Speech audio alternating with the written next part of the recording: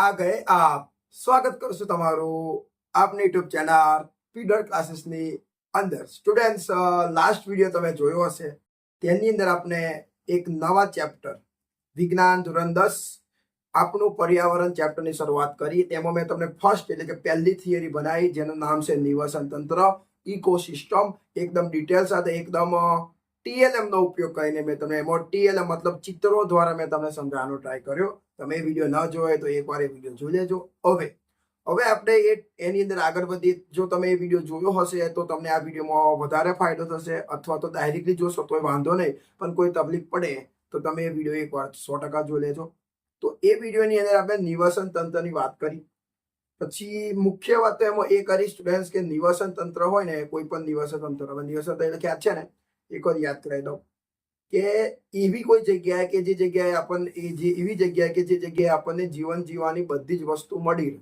જીવન જીવવા માટે પાણી મળી રહે ખોરાક મળી રહે હવા મળી રહે કપડાં મળે એ બધી જ વસ્તુઓ મળી રહે એ જગ્યાને નિવસન તંત્ર કહેવાય બરાબર આપણું નિવસન તંત્ર કહેવાય અને બધાનું નિવસન તંત્ર અલગ અલગ હોય કોઈનું સરખું હોય ના પ્રાણીઓ તો પ્રાણીઓને બધી જ વસ્તુ જંગલમાં મળે તો એમનું નિવસન તંત્ર જંગલ મનુષ્યને દરેક વસ્તુ પોતાના ઘરમાં મળે તો મનુષ્યનું નિવસન તંત્ર એનું ઘર થાય પછી જળચર પ્રાણીઓ માછલી કાચબો એમને એમની જીવન જીવવાની દરેક વસ્તુ નદી તળાવમાં મળે તો એનું નિવસન તંત્ર એ થાય ઓકે હવે નિવસન તંત્ર હોય ને સ્ટુડન્ટ્સ તો એમાં બે ઘટક હોય એક હોય જૈવિક ઘટક એક હોય અજૈવિક ઘટક હવે જૈવિક ઘટક કોને કહીએ છીએ કે જે નિવસન તંત્ર જે સજીવો હોય એ સજીવોને જૈવિક ઘટકો કહેવાય બરાબર મનુષ્ય પ્રાણીઓ ઉંદર કાચબો મરઘી આ બધું જે છે સજીવોમાં આવે જૈવિક ઘટકો અજૈવિક ઘટકોમાં નિર્જીવ વસ્તુ આવે છે બરાબર તો હવે એમાં આપણે આગળ વધીએ છીએ આ વિડીયોના એન્ડિંગ સુધી તમે બન્યા રહેશો તો તમને આ વિડીયોના એન્ડિંગ સુધી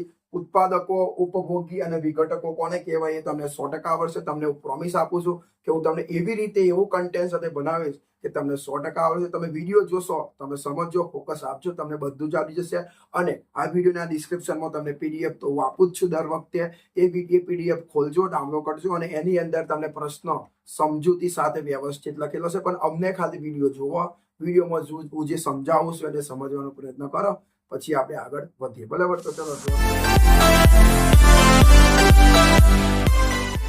જે તમારા નિવસન તંત્રમાં જે જૈવિક ઘટકો હોય હવે નિવસન તંત્રમાં બે પ્રકાર હોય એક બે ઘટક હોય જૈવિક ઘટક એ અજૈવિક ઘટક જૈવિક ઘટક એટલે સજીવો જે નિવસન તંત્રમાં જે સજીવો હોય એ સજીવોને જૈવિક ઘટકો કહેવાય બધા સજીવોને જૈવિક ઘટકો કહેવાય અને બધા નિર્જીવોને અજૈવિક ઘટકો કહેવાય અભી આપણે એને આમ હોય ને નિર્જીવની કોઈ જરૂર નહીં નિર્જીવને તમે લેટ ગો કરો આપણે અહીંયા નિર્જીવની કોઈ વાત જ નહીં કરી એટલે અજૈવિક ઘટકની કોઈ વાત જ કરવાના નહીં એટલે અજૈવિક ઘટકોને તમે સાઈડમાં કરી દો આપણે વાત કરવાની છે સજીવો બધા સજીવો એટલે જૈવિક ઘટકની વાત કરવાની છે તો સ્ટુડન્ટ જે સજીવો હોય એટલે હું એવું લખી શકું જૈવિક ઘટકો એટલે આપણે એવું લખી શકીએ જૈવિક ઘટકો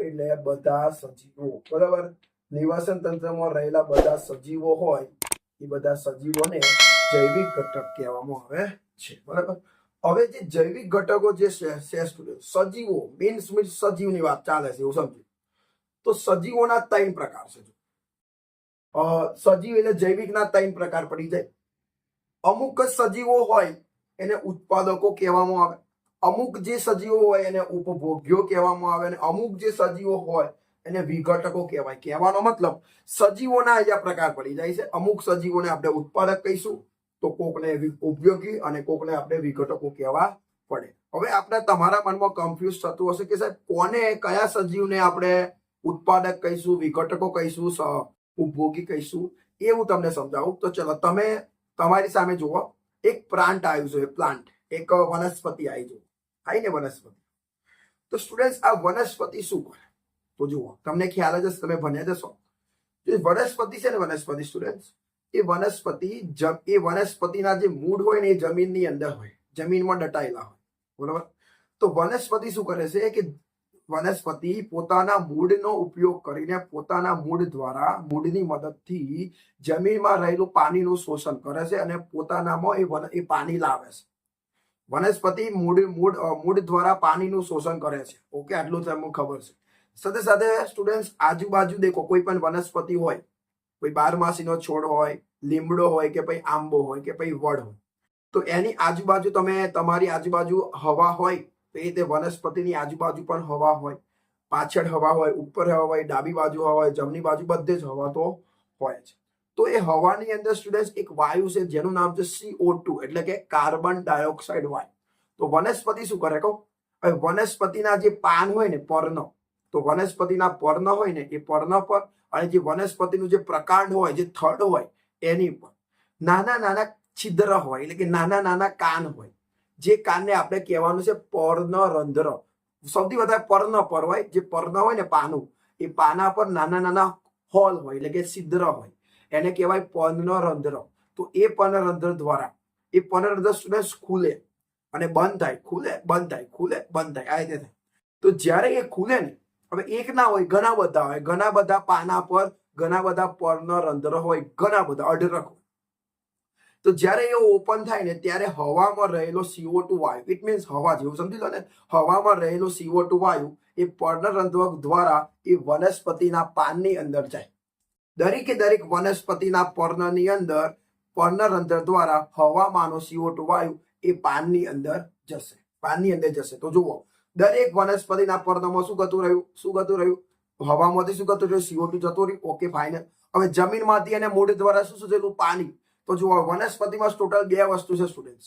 હવામાંથી પેલું પર્ણરંધ્ર દ્વારા હોલમાંથી ગયો કાર્બન ડાયોક્સાઇડ CO2 વાયુ, અને જમીન છે તો જમીનના મૂળમાંથી જમીનના મૂળ દ્વારા પાણીનું શોષણ કર્યું. તો બે વસ્તુ ગઈ.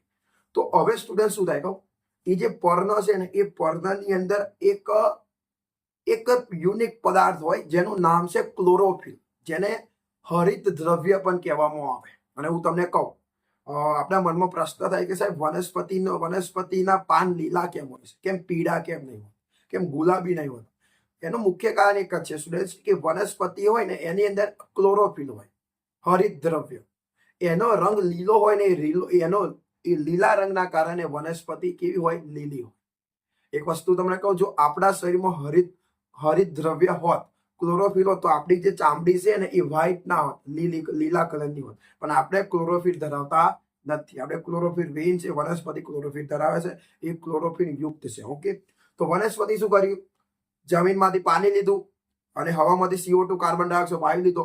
હવે એ ક્લોરોફિલ હોય ને, ક્લોરોફિલની અંદર આ બે પદાર્થ જાય, પાણી જાય અને CO2 વાયુ જાય. અને ક્લોરોફિલની અંદર પ્રક્રિયા થાય, સૂર્યપ્રકાશની હાજરીમાં પ્રક્રિયા થાય, જેને કહેવામાં આવે છે પ્રકાશ સંશ્લેષણની પ્રક્રિયા. કેમ કે એમાં સૂર્યપ્રકાશની જરૂર છે, એટલા માટે એ પ્રક્રિયાને સંયોગીકરણ પ્રક્રિયા ન કહેવાય, વિઘટન પ્રક્રિયા ન કહેવાય, પણ એ પ્રક્રિયાને તમારે કહેવું પડે સંયોગીકરણ પ્રક્રિયા કહેવામાં આવે છે. ઓકે સ્ટુડન્ટ, સમજ્યા ને? સંયોગીકરણ પ્રક્રિયા કોને કહેવાય? ઓકે, આટલું સંયોગીકરણ પ્રક્રિયા થઈ ગઈ.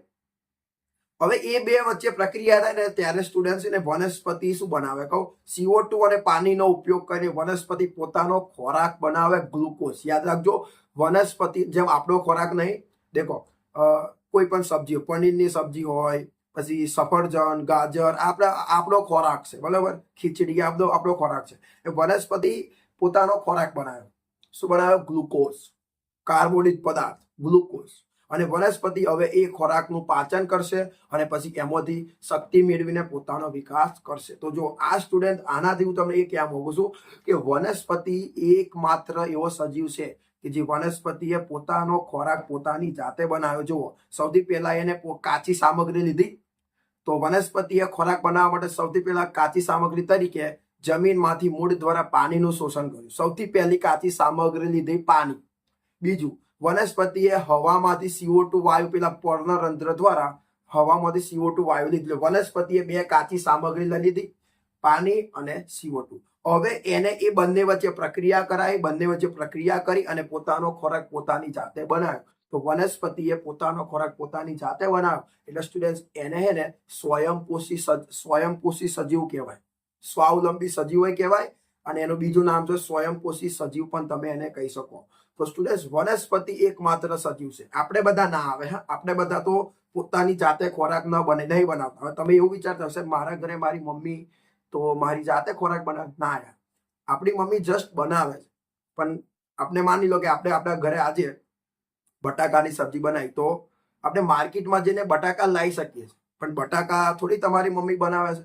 ટામેટું થોડી તમારી મમ્મી બનાવે છે, પછી લીલા મરચા તમારી મમ્મી થોડી બનાવે છે, એ તો આપણે લાવીએ છીએ, એ વનસ્પતિ દ્વારા લાવીએ છીએ, વનસ્પતિ આપણને આપે છે અને એ આપણે લાવીને બનાવીએ છીએ. એટલે ખોરાક આપણે આપણી જાતે બનાવતા નથી, ખોરાક આપણને બીજા એટલે કે વનસ્પતિ દ્વારા મળ્યો કહેવાય. તો સ્ટુડન્ટ્સ, ઉત્પાદક કોને કહેવાય કહું, હવે તમને ખબર પડી ગઈ. જે સજીવ પોતાનો ખોરાક જાતે બનાવે ને એને ઉત્પાદક કહેવાય. તમારી સામે સોલ્યુશન સાથે મેં તમને સમજાવ્યું, કોન્સેપ્ટ ક્લિયર કે ઉત્પાદક કોને કહેવાય. જે સજીવ પોતાનો ખોરાક જાતે બનાવે ને ઉત્પાદક કહેવાય. અને વનસ્પતિ પોતાનો ખોરાક પોતાની જાતે બનાવે છે. જમીનમાંથી પાણી લીધું, હવામાંથી કાર્બન ડાયોક્સાઇડ લીધું, સૂર્યપ્રકાશની હાજરીમાં પ્રકાશ સંશ્લેષણની પ્રક્રિયા કરી છે અને ક્લોરોફિલમાં કરી છે અને પોતાનો ખોરાક પોતાની જાતે બનાવ્યો. તો વનસ્પતિને સ્ટુડન્ટ્સ કહેવાય ઉત્પાદકો. એટલે તમે અહીંયા લખી દો કે વનસ્પતિ જે છે આપણી, વનસ્પતિ એટલે દરેક વનસ્પતિ. દેખો ભાઈ, નાની નાની વનસ્પતિ આવી જાય, મોટી વનસ્પતિ આવી જાય, છોડ આવી જાય, વૃક્ષ આવી જાય, વેલ આવી જાય, દરેકે દરેક વનસ્પતિ પોતાનો ખોરાક જાતે બનાવે છે. તો વનસ્પતિને સ્ટુડન્ટ્સ ઉત્પાદક કહેવાય. સમજ્યા? વનસ્પતિને શું કહેવાય? ઉત્પાદક કહેવામાં આવે છે, કેમ કે એ પોતાનો ખોરાક જાતે બનાવે છે. હવે વાત કરીએ ઉપભોગી. સ્ટુડન્ટ્સ, ઉપભોગ્ય તો હવે આસાન છે. ઉપભોગ્યો એને કહેવાય કે જે સજીવ ખોરાક જાતે ના બનાવે, એમ ખોરાક માટે બીજા પર આધાર રાખે, તો એને ઉપભોગ્યો કહેવાય. જુઓ, આ પૃથ્વી પર રહેતા દરેકે દરેક મનુષ્ય, આપણે આપણો ખોરાક જાતે બનાવતા નહીં, પણ આપણે ખોરાક માટે બીજા પર આધાર રાખીએ છીએ. જુઓ, સમજાવું તમને, ઉદાહરણ સાથે સમજાવું, એક્સપ્લેન કરું. માની લો કે આજે આપણે ખીચડી ખાવી છે, ખીચડી વઘારેલી ખીચડી ખાવી છે. તો એના માટે આપણે ખીચડી ખાવી છે, તો આપણે ઘરની અંદર શું હોવું જોઈએ? તો જુઓ, સૌથી પહેલા ચોખા હોવા જોઈએ. તો જે ચોખા છે એ ચોખા આયા કઈથી? ડાંગર. અને ડાંગર તો આપણને ખેતરમાંથી મળે, તો વનસ્પતિ પર જ આપણે આધાર રહ્યા ને. પછી ખીચડીમાં આપણે નાખીએ છીએ, માની લો કે આપણે નાખીએ છીએ ટામેટું, તો ટામેટું પણ આપણને વનસ્પતિ આપે છે. એમાં આપણે નાખીએ ધાણા, તો ધાણા પણ આપણને વનસ્પતિ આપે છે. પછી એમાં આપણે મરચું, હળદર, મીઠું નાખીએ છીએ, તો એ પણ આપણને વનસ્પતિ આપે છે. તો જો આપણે ખોરાક માટે બીજા સજીવ પર આધાર રાખીએ, બીજો કયો સજીવ? વનસ્પતિ પર આધાર રાખીએ છીએ સ્ટુડન્ટ્સ, તો એટલે આપણે ઉપભોગી કહેવાય. સમજ્યા? હવે એક બીજી વાત, માની લો કોઈ જંગલ છે, એ જંગલમાં કોઈ વાઘ છે, તો વાઘ પોતાનો ખોરાક જાતે નહીં બનાવતો, પણ વાઘને માની લો ભૂખ લાગી, તો વાઘ શું કરશે કે જંગલમાં ફરવા જશે અને કોઈ સસલું કે હરણ દેખાશે તો એની પાસે દોડશે અને એની પાસે એટલું દોડશે કે એનો શિકાર કરશે, પછી એને પકડશે, એને દબાવશે અને પછી એને ખાઈ જશે. તો જો એ ખોરાક માટે બીજા સજીવ પર આધાર રાખ્યો. વાઘ છે, એ વાઘ ખોરાક માટે બીજા સજીવ હરણ પર આધાર રાખ્યો કહેવાય, સસલા પર આધાર રાખ્યો કહેવાય. તો એને ઉપભોગી તમારે કહેવું પડે સ્ટુડન્ટ્સ. બરાબર? તો ઉપભોગી એટલે બીજા. પણ એક વ્યાખ્યા તમે આવું પણ કરી શકો કે ઉપભોગી કોને કહેવાય? કે જે સજીવો ખોરાક માટે બીજા સજીવ ઉત્પાદક પર આધાર રાખે. બીજો સજીવ કયો? વનસ્પતિ પર જ રાખે છે. કે જે સજીવ ખોરાક માટે બીજા સજીવ વનસ્પતિ પર આધાર રાખે છે તેને ઉપભોગી કહે છે. આ ઉપભોગીની વ્યાખ્યા બોલ્યો કે જે સજીવ ખોરાક માટે બીજા સજીવ એટલે કે વનસ્પતિ ઉપર આધાર રાખીએ તેને ઉપભોગી કહે છે. પણ તમે એવું લખી શકો કે જે સજીવ ખોરાક માટે ડાયરેક્ટલી એટલે કે જે સજીવ ખોરાક માટે ઉત્પાદક ઉપર આધાર રાખે તેને ઉપભોગી કહે છે. એટલે કે બીજા સજીવ એટલે વનસ્પતિ તો ઉત્પાદક છે. સમજ્યા? તો આ જ તમારો કોન્સેપ્ટ ક્લિયર થવો જોઈએ. ઓકે, તો ચાલો હવે જે ઉપભોગી છે સ્ટુડન્ટ્સ, તો એ ઉપભોગીની અંદર પણ અલગ અલગ પ્રકાર આવે. જો એમાં પહેલો પ્રકાર આવે ઉપભોગીમાં કે અમુક જે ઉપભોગી હોય ને એ કેવા હોય કહું? શાકાહારી. કેવા હોય? શાકાહારી હોય છે, જેને તૃણાહારી પણ કહેવાય. શાકાહારી હોય ને, હા, એને તૃણાહારી પ્રાણી પણ તમારે કહેવું પડે. તો શાકાહારી પ્રાણી, શાકાહારી ઉપભોગી કોને કહેવાય? તો જે સજીવ ખોરાક માટે ફક્ત વનસ્પતિ ખાય, જે સજીવ ખોરાક માટે ફક્ત વનસ્પતિ જ ખાતો હોય, ખોરાક તરીકે વનસ્પતિ જ ખાય, લીલી વનસ્પતિ જ ખાય, એને શાકાહારી ઉપભોગી, તૃણાહારી ઉપભોગી તમારે કહેવું પડે. જેમ કે એના ઉદાહરણ લખવા હોય તો તમે અહીંયા લખી શકો છો. હરણ ઓનલી પર વનસ્પતિ ખાય, પછી સસલું, હાથી અને હરણ છે ને એ ખોરાક જાતે નહીં બનાવતા, એટલે એને ઉત્પાદક ના કહેવાય, પણ એને ઉપભોગી કહેવાય કે ખોરાક માટે બીજા પર આધાર છે. પણ બીજા પર કોને? વનસ્પતિ. એટલે ખોરાક તરીકે વનસ્પતિ જ ખાય છે, એટલે એને શાકાહારી તૃણાહારી કહેવા પડે. બીજું છે સ્ટુડન્ટ માંસાહારી. માંસાહારી પ્રાણી, માંસાહારી ઉપભોગી કોને કહેવાય? તો જે સજીવ ખોરાક માટે ફક્ત માંસ ખાય, જે સજીવ ખોરાક માટે બીજા સજીવને ખાય, જે સજીવ ખોરાક માટે બીજા સજીવના માંસને ખાય, બીજા સજીવને ખાય, એને માંસાહારી કહેવાય. જેમ કે વાઘ, સિંહ, આવું બધું આમાં આવે. નંબર 3 સ્ટુડન્ટ, આ તો તમને ખ્યાલ જ છે, મિશ્રાહારી. મિશ્રાહારી જેને એને બીજું એનું નામ શું કહેવાય? પરોપજીવી કહેવાય. સોરી એને શું કહેવાય? સર્વાહારી કહેવાય. શું કહેશો એને તમે? સર્વાહારી પણ કહેવાય. ને એમાં આવે એક માત્ર મનુષ્ય. મિશ્રાહારી કોને કહેવાય? કે જે સજીવ ખોરાક માટે વનસ્પતિ અને બીજા પ્રાણી બંનેને ખાય, જે સજીવ ખોરાક માટે વનસ્પતિ અને બીજા પ્રાણી બંનેને ખાય તેને મિશ્રાહારી, સર્વાહારી કહેવામાં આવે છે. અને એક લાસ્ટ પોઈન્ટ લખી દઉં તમારો અહીંયા લખી દઉં છું.